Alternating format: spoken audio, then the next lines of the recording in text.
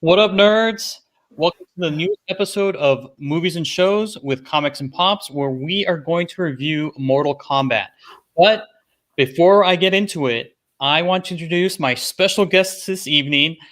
You know her as Ann Talks Comics, but we know her as Ann the Amazing. How are you doing? And thank you for coming on my show. Thank you so much. Is that my official superlative now? Is that do I need to change Amazing? I love it. My Twitter handle now. That's right. It should be. Oh, fantastic. I'm so glad I could use a little bit of an update. So yeah, I'm so excited to talk some Mortal Kombat. You have no idea. I've been waiting years to do this. So I am so excited. Right on. But before we get started, let's give some shout outs to the people in the live chat. How's it going, Astro? I'm glad you can make it. I mean, you were super early, my goodness. And then we have Justin, No Good Comics. What's going on? And also shouting out to Ann. Look at that, Ann. You got a fan club already. Oh, that's what they tell me. And then come on, Steve. Thank you for coming on the show. I know you and Justin have a show at 6:30. So we're going to be very, very brief. We're going to make sure that we get all the content done in 30 minutes. Kind of like dominoes. It's the speed race. We can do this. That's right. What's going on, Citrus? Hopefully we'll have some information for you. And Jay Ramirez, thank you for stopping by. Appreciate it. Same thing always, too, to T-Rav. Appreciate it, brother. All right, let's get started. And for all you guys that are not familiar with the movies and shows segment, we'd like to provide some background first before we get into the reviews. So before we get into the Mortal Kombat review, let's start with a video game. So Mortal Kombat started off as a video game, as we all know. And like, I loved it playing in the arcade. It was so much fun. I mean, I loved playing Liu Kang. He was my character, and I loved it. I loved it a lot. I mean, he reminded me of like Bruce Lee. So I was like, I got to play this character. And what about you? Oh, I came in a little bit later. As we were talking earlier, I'm the youngster, so I came in with Mortal Kombat 9, the reboot, because I remember seeing those, wonderful fatalities on YouTube, and I just had to figure out what this is about, and I picked it up, and it was just one of those games that just kind of came naturally to me, and it was just so much fun to play and mess around and figure out combos, and the characters were all so unique and like brilliant, and I loved Johnny Cage. I will always love Johnny Cage because he is, he's like the Guy Gardner of Mortal Kombat. He's that asshole you just have to love. It's like, by all accounts, I shouldn't like this person. They would bully me in high school, but I love this person anyway. So it's fantastic. You can't hate it. So that is so true. That is so true. Like, I could not stand Johnny Cage at all in the video game. I was like, what is this guy doing? I felt he was like Dan from Street Fighter. I was like, this guy is so worthless. But he does have his fans. And people really either love him as a character and his fighting style, or just like this, or they hate him. Oh, and it's just Mortal Kombat 9, he had so much to work with, and then MKX comes along, and the best thing Johnny ever did was give me Cassie Cage, and I really appreciate that. So thank you very much, Johnny. And just the whole Cage nut punching lineage is just fantastic. I really appreciate all of them. So that was a special move, and I gotta love it. Absolutely fantastic. So what did you think? Okay, so now, and we've kind of talked a little bit about the video games and how much we enjoyed playing these characters. What did you think about the movie, the first movie that came out back in 1995? And again, Ann, I know you were a youngster, but what do you think? Just a little bit. I remember watching the first movie just a little bit after discovering the game, and I remember already having that little like clash between the reboot and what was originally out there, because the movie is very much based on the first incarnations of the games. The costumes were very ninja-like, and there's things to love about that first movie. I know a lot of people kind of talk about it as like the best video game movie, which isn't a high bar, but it has such a unique following behind it, and a lot of people who are really passionate about it. and I can see why. The effects are so good. Watching that Johnny versus Goro fight is always, if nothing else in the movie really works for me, just watching that scene is everything. What they were able to pull off back in 1995 is just, it still amazes me. And comparing it to how they pulled off the Goro fight in this new movie, which we'll get to, it's really cool to see.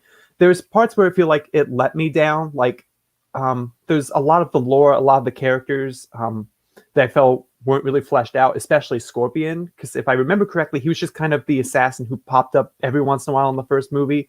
Didn't get a lot of depth. We didn't get to see his his backstory that much. But other than that, it's just, I felt they were limited by their time just a little bit.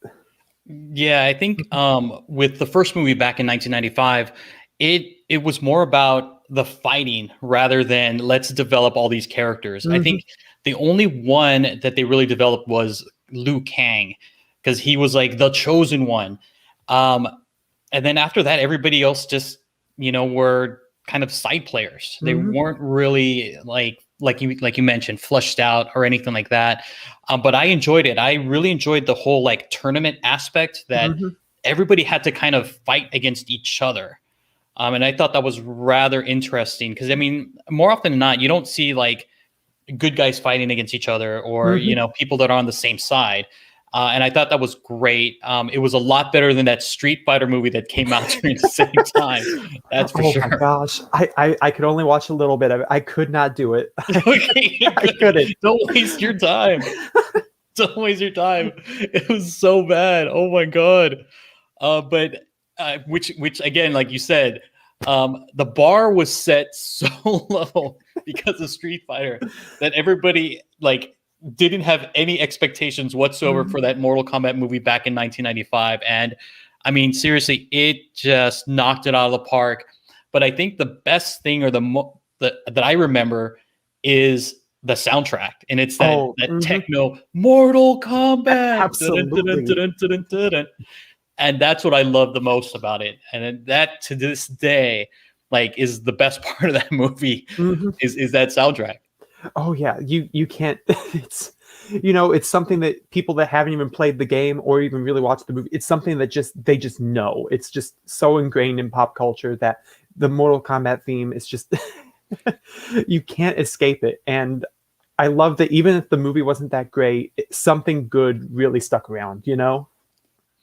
Oh yeah, for sure. And it's still it's one of those things that you go back and you rewatch things or listen to older music and you think, oh, that didn't age well. But that Mortal Kombat, just techno beat. I mean, my God. It's timeless. It is. Absolutely timeless.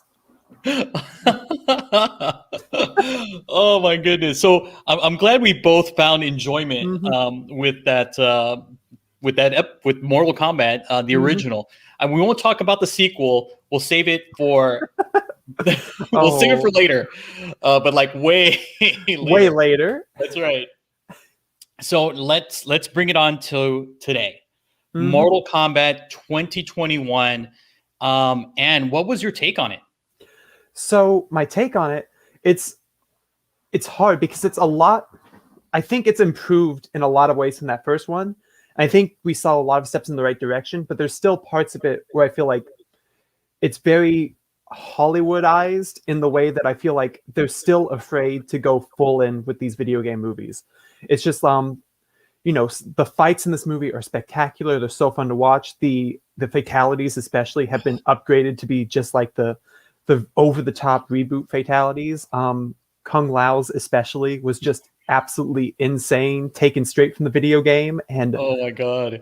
Oh my gosh. It's just, seeing that is great. They really know how to nail that. The visual side of this is great. The costumes are so much better than the 95 one too, I think. It's just, I think they're still lacking in the story department. You get moments in this where, no fighting's going on, where it just becomes exposition city, where, you have Sonya Blade talking to Cole about just what Mortal Kombat means. And it's literally just sit down, audience. We're going to explain everything that's happening. And, there's cool moments where you see like Kotal Khan on the board, and those Easter eggs are so fun.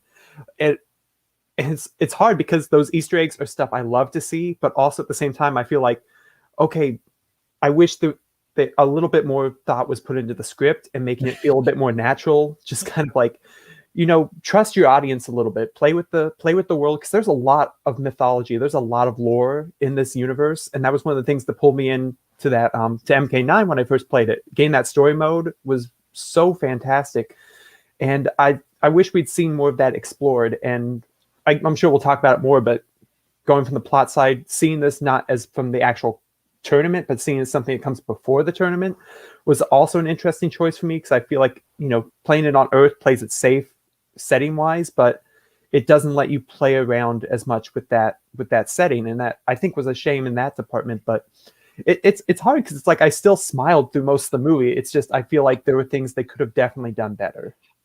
I would totally agree with you. I felt the plot was lacking. I really wanted to see that like whole tournament, and I wanted to see them go to like Otherworld or Outer World and fight there, or even if we have to go back to 1995, like I want them to fight like in Hawaii or whatever that island, Fiji, whatever it was. Like I want to see that, but instead it was kind of very grounded. And they introduced a new character named Cole that I wasn't too fond of, but I understand why they brought or created a new character. It's kind of like somebody that's new to this, with brand new like open eyes to this Mortal Kombat thing, instead of people that have been jaded or kind of know what to expect. So I get it, but at the same time, I wanted more. I wanted more of a story to get me really like involved with everybody and involved with the movie. I love the fight scenes. I thought the fight scenes were incredible, to echo your point, Anne. And the fatalities were awesome. Oh my God. They were fantastic. But if you're a little squeamish, I would not. Yeah. Would either close your eyes or fast forward. Do not take Grandma to see this movie. Close your eyes, do this. But you're going to be wanting to do this a little bit, right? Because it was just nonstop. Like I felt it was nonstop action. But again, the plot, so Anne, what was your kind of favorite character in the movie? My favorite character, honestly, to be quite honest, I didn't hate Cole as a new character. I thought for the most part he worked. I like seeing his, they brought in his family, and that gave him a very human dynamic. And he's supposed to be, the audience character, the one that we latch on to, because he's, is in the dark about everything as we are. And I think from that, like emotional standpoint, that empathetic standpoint, I think he works well enough. And I think that makes it interesting. I really like seeing that he's, Scorpion's descendant. I like seeing that bloodline play into things, because that is an angle we haven't really gotten to see yet in the games. So I think there's potential there that they could definitely expand on. And you know what? To be honest, I actually really thought the actor who played Kano, I think he really nailed it out of everyone. He's, yeah, he oh my God, he was my favorite character. Like he was, I mean, I don't even know the actor's name, but I'm gonna find out. But he was amazing as Kano. I mean, he was just like, he didn't give an F. He was, all he cared about was himself. I mean, oh my God, he was sleazy. He was everything that you think Kano could be or was, and he just embodied it. Like, he was no doubt my favorite. Like I just wish he would have been a little bit more creepy, I guess. Yep. But that's it. I mean, other than that, I mean, like he nailed it. Yeah, he nailed that voice. Like I was rewatching it a little bit earlier today, and it's like I closed my eyes and like I can picture every version of Kano I've ever seen in my head, saying these lines. I think it's really great. And you said he could have been a lot creepier. Like the Kano in the games is a monster. He is absolutely ridiculous. But putting him on like the side of the good guys for a little bit here, I guess you do have to kind of tone that down. You have to lower that creepy factor a little bit, because you want people to think they have to root for Kano. And and of course he I'm not sure how in the spoilers we want to get or anything, but Oh, thank you, Rudy. Rudy just mentioned Josh Josh Lawson Lawson. played Kano. Thank you for that, sir. Oh, he did fantastic. Absolutely fantastic. Like going back to what I said about Johnny Cage, he's that asshole that you know you shouldn't like, but you do. That's So right. That's right. But yeah, so again, like I just felt Mhm. I know why Cole was there again. And I just felt that he was too doe-eyed and like Mhm. I don't know, but him and Liu Kang, I felt Liu Kang was, oh my god, I felt like he was such a pushover and very Mhm. naive, and I felt that he should have been more heroic or been more like the grizzled veteran. Yep. Like he should have known all of this stuff, but he the character, the way they went, he felt a little bit more innocent. I definitely feel that. He was definitely he came off as really young, even though he's like, been trained for this just about his whole life. It's just like Right? he felt pretty unprepared for someone who'd been getting ready for this his whole life. But um I hope that in the future, if we get a sequel, which I hope we do, because I think they can definitely build upwards from this. I hope we get to see him, take a more lead role in the future. Because of course, we go half this movie without even meeting him, and that never plays well when you're trying to give someone a character arc or anything close to depth. So Mhm.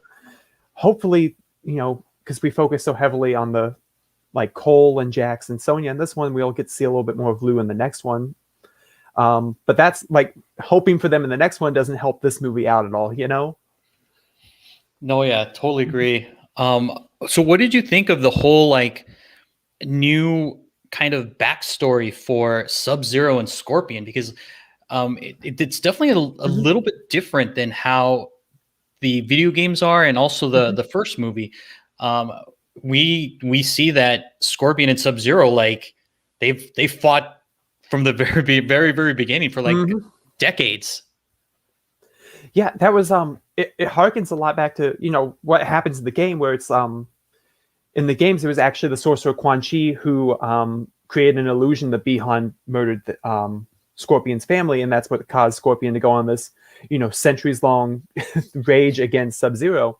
And we don't get hints of that in this because it's definitely, Sub-Zero doing all the bad stuff. And I hope we get to see a little bit more of that in the future, like why exactly Scorpion becomes Scorpion. Yeah. But I think that that intro was a beautiful way to start this movie. It was heart pounding, it was violent, it was visceral, it was heart wrenching. It's about everything I would expect from Scorpion's origin. So I really liked seeing it depicted the way it was, and it ties into the new Mortal Kombat tattoo, I guess is what we want to call it. The almost the ex machina of the movie to get everything to rolling, which is a interesting addition to the lore, but I think it's one that works for the film. It's kind of like the easy button to make everything make sense. It's like instead of explaining how these people come together, if you just link them all with a mystical tattoo, then it all just kind of works. Yeah, that's exactly what I was going to talk to you about. Is this, and I'm glad you brought it up, is Yeah. this thing called the Archana, Hmm. which is that, like you mentioned, this dragon tattoo. I mean, It's interesting. It's definitely these people who, they looked at the thing. It's like, okay, we got people who look like people, but one's shooting green fireballs, the other one's shooting actual fireballs, someone's shooting a laser. I was like, how do we explain this? And it's like, Mortal Kombat's one of these universes where it pulls so much from technology and magic, and you have all these different things going on at the same time, that it just kind of makes sense to, bring them all together just for the sake of like expediency into one simple device. And the Arcana, as far as that's concerned, it works. It makes everything less confusing, I think, for the audience as a whole. Like, because like the sweaty people, like the nerds, they're here for everything. They can go into the cyberlink way, and they can all the fun stuff going on with Jax's arms, and they're here for it. They're here for a guy full of 1,000 souls. But if you just explain it as it's just the magic power they have, then it's so much right. easier to just flip your brain off and say, okay, yeah, that we'll go with that. So I didn't hate it, but I think it works. So Yeah, I totally get it. It's just a device to kind of get new people to understand, like, hey, this is how it works, mhm. versus people that have like lived and breathed Mortal Kombat, they're like, oh, we know this already, or this is how it happens. It just is. So I kind of liked that whole like explanation of that. Mm-hmm. The one thing I didn't like is that whole like if you beat somebody, that tattoo gets transferred to the next person. Mm-hmm. And I kind of didn't like that. I thought, they should just carry that to the grave. Yeah, I definitely, that's another part that kind of feels weird, because it's like, the part where, some of our good heroes meet their end, because of course it's a Mortal Kombat movie. There are going to be people who die. It's like, if the bad guys beat them, do they suddenly have to fight for Earthrealm now? Is that how that works? Right? It's one of those things where it's like, it works exactly the way we tell you to until the plot says it shouldn't. And it's the problem you run into when you just kind of simplify things like that, because it makes things simple until you write yourself into a corner, and then they are no longer simple. You have to work within a specific framework, or else it falls apart a little bit. Exactly. It's like, oh my God, why did you do that? But yeah, it's definitely was just kind of a device to kind of help people understand things, just again, like by having this new character Cole in there, so people don't feel like intimidated by Mortal Kombat and all of this history that it's had, from the video games and whatnot. So yeah, it's overall, like, yeah. So what do you feel? Let me take a step back. Yeah. Would you recommend this movie to anybody? Like, what kind of people would you recommend this movie to? Say, I don't think I would recommend it to anyone. It's like, if there's someone who I know likes action movies, I would definitely recommend it to them. But if it's someone who I know isn't going to be, satisfied just seeing blood and guts on the screen, I'm going to say you might want to take a pass. If that's not your thing, then this movie isn't going to be for you, because those are the parts that carry the movie. So if you're not here for that, then there's not a lot else here to kind of carry it for you. There's some really funny moments. There's some pretty scenes to look at. But if you're not here for the fights, then I can't say that this is a movie you should check out anytime soon, unless you see it with a bunch of friends, and then you can kind of laugh at different parts of it through the entire ways. But other than that. Oh, well, look at that. Jay Ramirez actually liked the whole dragon logo being passed off.